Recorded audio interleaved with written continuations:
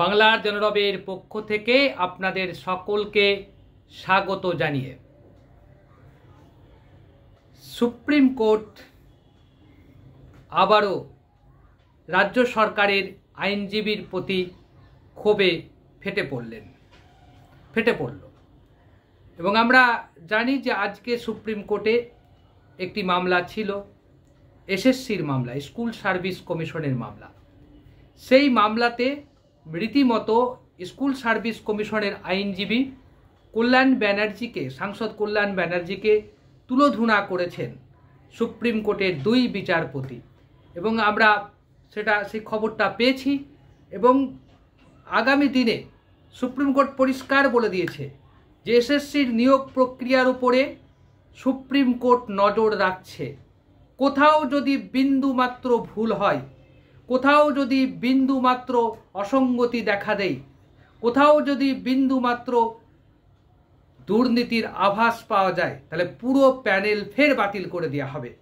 এবং এই কথাটা আজ হুঁশিয়ারি দিয়েছে সুপ্রিম কোর্ট, তীব্র ভাষায় হুঁশিয়ারি দিয়েছে এবং অযোগ্যদের নামের তালিকা 7 দিনের মধ্যে প্রকাশ করতে বলেছে সুপ্রিম কোর্ট।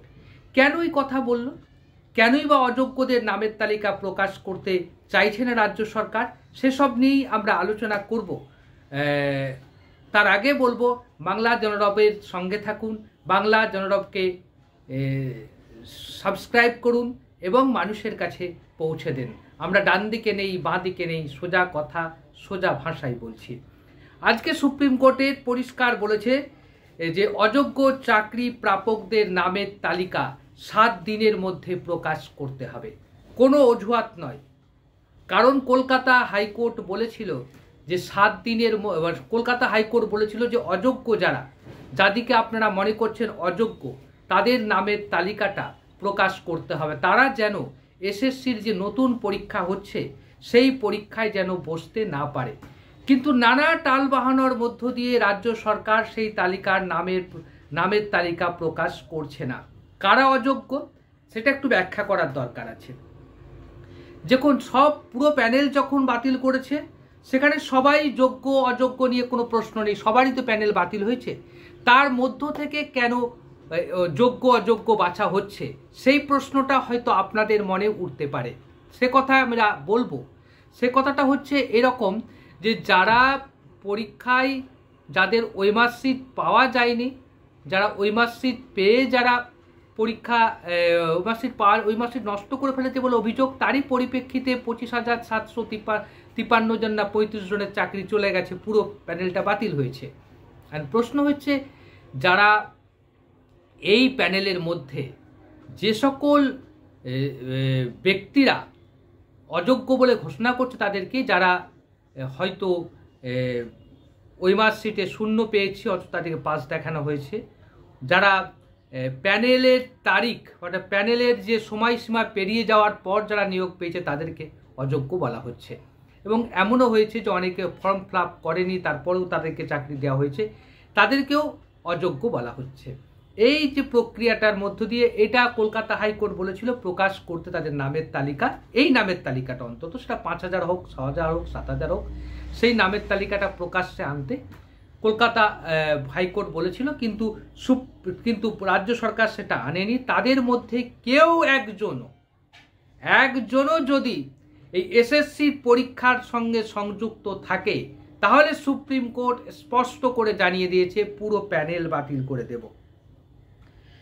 এসএসসি মামলায় স্কুল সার্ভিস কমিশনকে নির্দেশ দিয়েছে যে 7 দিনের মধ্যে সমস্ত অযোগ্যদের নামের তালিকা প্রকাশ করতে হবে।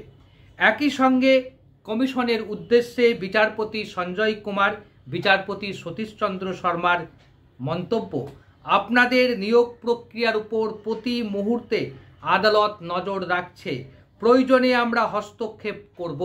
2 বিচারপতির বেঞ্চের পর্যবেক্ষণ, দাগি অযোগ্যদের তালিকা প্রকাশ করতে বলেছিল কলকাতা হাইকোর্ট, আমরা সেই নির্দেশে হস্তক্ষেপ করিনি, তারপরেও কেন তালিকা প্রকাশ হলো না?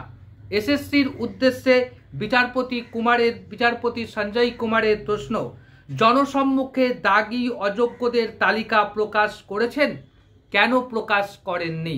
প্রশ্ন এসএসসির আইনজীবী কল্যাণ ব্যানার্জির উদ্দেশ্যে।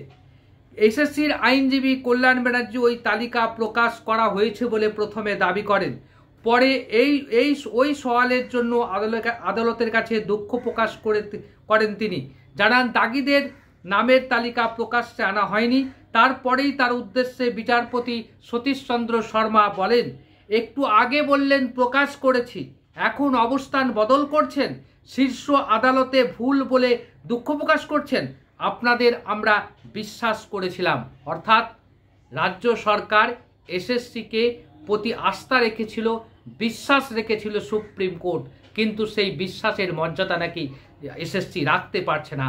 আজকে সতীশচন্দ্র শর্মার এই মন্তব্যে প্রমাণিত হয়েছে। এরপর এসএসসির আইনজীবী কল্যাণ বন্দ্যোপাধ্যায় জানান, 7 দিন সময় দিলে সমস্ত তালিকা প্রকাশ করে দেব।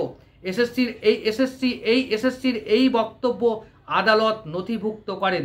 সুপ্রিম কোর্ট জানায় এসএসসিকে 7 দিন সময় দেওয়া হলো তালিকা প্রকাশ করার জন্য। এই সময়ের মধ্যে তালিকা প্রকাশ না হলে মামলাকারীরা আদালতের দৃষ্টি আকর্ষণ করতে পারবেন। 7 দিনের মধ্যে তালিকা যদি প্রকাশ করতে না পারে এসএসসি, তাহলে যারা মামলা করেছে তারা আদালতের দৃষ্টি আকর্ষণ করতে পারবেন। বিচারপতি সঞ্জয় কুমারের মন্তব্য, বারবার বলছি যোগ্য প্রার্থীদের নিয়ে আমরা কিছু বলবো না, কিন্তু দাগি অযোগ্য থাকলে আদালত চুপ করে বসে থাকবে না। গোটা প্রক্রিয়ায় যে দুর্নীতি হয়েছে তা ঢাকা দেওয়ার চেষ্টা হয়েছে, সেই বিষয়টিতেও শুনানিতে উল্লেখ করেন শীর্ষ আদালত। অন্যদিকে আদালতের নির্দেশ মেনে স্কুলে নতুন করে নিয়োগ প্রক্রিয়া শুরু করেছে এসএসসি। পরীক্ষার সূচি স্থগিত রাখার জন্য সুপ্রিম কোর্টে আর্জি জানিয়েছিলেন দাগি বলে চিহ্নিত নন এমন চাকরিহারারা, যারা যোগ্য তারা আবেদন করেছিল যে যার দ্রুত পরীক্ষাটা না নেওয়া হয়, পরীক্ষাটা পিছিয়ে দেওয়া হোক। বৃহস্পতিবার সেই মামলার শুনানিতে তাদের আর্জি খারিজ করে দিয়ে সুপ্রিম কোর্ট জানিয়েছে 17 ও 14 সেপ্টেম্বরের সূচি মেনে পরীক্ষা হবে। দুর্নীতির অভিযোগে এসএসসির 2016 সালের নিয়োগের সম্পূর্ণ প্যানেল বাতিল করে দিয়েছিল সুপ্রিম কোর্ট। তাতে চাকরি গেছে 25,735 জনের। আদালত জানিয়েছিল সঠিক তথ্য না থাকায় অযোগ্যদের পৃথক করা সম্ভব হয়নি, তাই পুরো প্যানেল বাতিল করতে বলেছে কমিশন। দাগি হিসাবে যাদের চিহ্নিত করা গেছে তাদের বেতন ফেরত দিতে হবে আদালতে, জানায় আদালত। এরপরে প্রায় 1 মাসের মাথায় এসএসসি রাজ্য রায়ের পুনর্বিবেচনা আর্জি জানায় সুপ্রিম কোর্টে, সেটাও সুপ্রিম কোর্ট খারিজ করে দিয়েছিল। সব মিলিয়ে এসএসসির মামলায় আবারও মুখ পুড়ল রাজ্য সরকারের, এবং এই মুখ পুড়ার কারণ হচ্ছে একটাই, রাজ্য সরকারের সদিচ্ছার অভাব।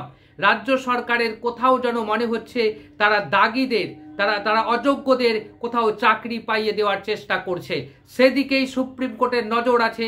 সুপ্রিম কোর্ট কড়াভাবে দেখেছে যে 7 দিনের মধ্যেই নামের তালিকা যদি প্রকাশ না করা হয় তাহলে কিন্তু বড় একটা দুর্ঘটনা আবারও ঘটতে চলেছে, এবং সেটা পশ্চিমবাংলার রাজনীতিতে আরেকটা ভূমিকম্প তৈরি হতে পারে।